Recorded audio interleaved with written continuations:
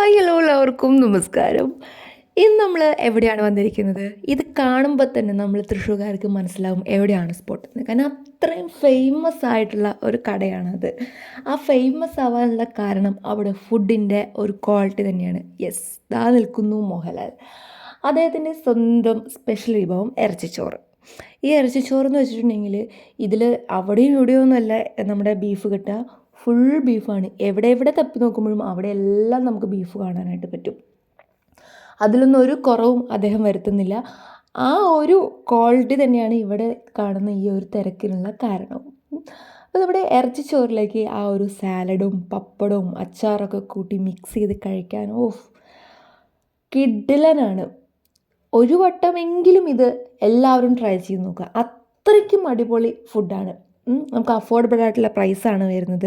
പിന്നെ എന്താണെന്ന് വെച്ചിട്ടുണ്ടെങ്കിൽ നമ്മൾ നേരത്തെ പോകണം. വൈകി സാവകാശമൊക്കെ പോയി കഴിഞ്ഞാൽ സാധനം കഴിഞ്ഞിട്ടുണ്ടായിരിക്കും. പിന്നെ നമ്മൾ അത്യാവശ്യം ക്യൂ ഒക്കെ നിന്നിട്ട് വേണം സ്ഥലമൊക്കെ പിടിക്കാനായിട്ട്. അപ്പോൾ ഇന്നത്തെ ഒരു സ്പെഷ്യൽ എന്ന് പറഞ്ഞാൽ 20 രൂപയുടെ സേമിയ പായസമാണ് ഉണ്ടായിരുന്നത്.